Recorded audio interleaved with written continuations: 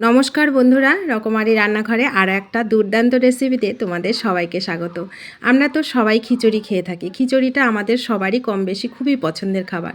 তো আজকে তৈরি করব আমি সুজির খিচুড়ি, যেটা উপোসের দিনে, একাদশীর উপোস কিংবা মঙ্গলচণ্ডীর উপোস। তো মঙ্গলচণ্ডীর উপোসে খিচুড়িটা খুবই দরকার পড়ে, বিশেষ করে সেখানে তো আর দানা খাওয়া যায় না। তো দানা ছাড়া সুজির খিচুড়িটা কিন্তু খুবই প্রয়োজনীয় হয়। তো সেটাই আজকে তোমাদের সঙ্গে শেয়ার করব। তো আশা করি তোমাদেরও ভালো লাগবে। সবাই প্লিজ সাথে থাকো সুন্দর রেসিপিটা শেষ পর্যন্ত দেখার জন্য। এটা কিন্তু যে কোনো উপোসের দিনে তোমরা এইভাবে তৈরি করে খেতে পারবে। দুর্দান্ত স্বাদের হয় এইভাবে খিচুড়িটা যদি তৈরি করো। তো দেখো, তার জন্য আমি কী নিয়েছি। টমেটো নিয়েছি, এখানে নিয়েছি আমি কিছু ভেন্ডি। ভেন্ডিটা হচ্ছে অপশনাল, তোমরা যেমন খাবে সেরকমই নেবে। আমার ভালো লাগে তার জন্য নিলাম। আলু নিলাম, গাজর নিলাম, আর হচ্ছে কাঁচা লঙ্কা নিলাম। তোমাদের যা যা সবজি ভালো লাগে তোমরা সেটাই কিন্তু এখানে দিতে পারো। আর এক বাটি সুজি নিয়েছি, 200 গ্রাম মতন সুজি নিয়েছি এর মধ্যে। তো নিয়ে আমি এই যে সব রেডি করে নিয়েছি একবারে ধুয়ে টুয়ে। তারপরে উনুনে কড়াই বসিয়ে 1 চামচ ঘি দিলাম। ঘি দিয়ে সুজিটাকে হালকা একটু ভেজে নেব। একদম লাল লাল করে ভাজার কোনো দরকার নেই, হালকা একটু ভাজলেই হয়ে যাবে। তারপরে সুজিটাকে নামিয়ে উনুনে আমি আবার 2 চামচ তেল দিলাম, 5 ফোড়ন শুকনো লঙ্কা দিলাম। প্রথমে আলু আর গাজরটাকে ভেজে নিচ্ছি একটু লবণ দিয়ে।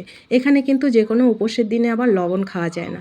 তো আমি এখানে দিচ্ছি সন্দক লবণ। সন্দক লবণটা অনেকে চেনো নাকি, একটা লবণ কিনতে পাওয়া যায় বাজারে, একটা বিট নুন, একটা সন্দক লবণ।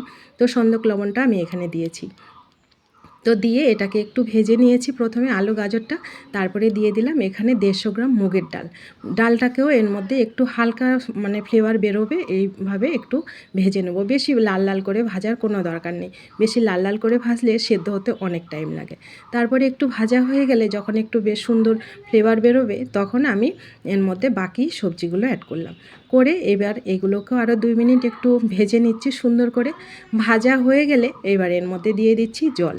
তো জলটা যদি তোমরা মেপে দিতে চাও তো সেক্ষেত্রে 2 বাটি 2.5 বাটি জল তোমরা দিতে পারো, কারণ সুজিটা দেওয়ার পরে অনেকটা জল টেনে আসবে, সেইভাবে জলটা কিন্তু এখানে দিতে হবে। তো সুন্দর করে নেড়ে চেড়ে আমি এটাকে ঢেকে রাখবো। হালকা একটু হলুদ এর মধ্যে অ্যাড করছি। অনেকে আবার উপোসের দিনে কিন্তু হলুদ খেতে চাও না, তো তোমরা চাইলে এটা দিতেও পারো, নাও দিতে পারো। আমি একটু দিলাম। দিয়ে এবার এটাকে সুন্দর করে গ্যাসের ফ্লেমটাকে একদম মিডিয়ামে করে রেখে আমি কিছুক্ষণ ঢেকে রেখেছি। দেখো, ঢাকার পরে একদম ডালটাও খুব সুন্দর সেদ্ধ হয়ে গেছে, সবজিটাও সেদ্ধ হয়ে গেছে। লঙ্কাটাকে একটু খুন্তি দিয়ে নেড়ে দিলাম। লঙ্কাটা একটু ঝালঝাল হবে সুজির খিচুড়িতে, আর উপোসের দিনে একটু ঝালঝাল হলে কিন্তু খেতে ভালো লাগে। তারপরে এখানে একটু আমি চিনি দিয়েছি, একটু হালকা ঝাল মিষ্টি হবে, তো ওটা উঠেইনি এখানে। তো আমি তারপরে দেখো গ্যাসের ফ্লেমটাকে একদম মিডিয়ামে করে রেখে আমি সুজিটাকে দিয়ে দিয়েছি।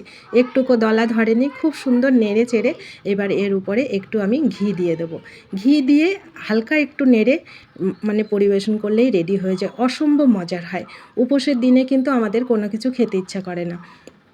এই ঝাল মিষ্টি খিচুড়িটা যদি হয় না, খেতে দুর্দান্ত স্বাদের হয়।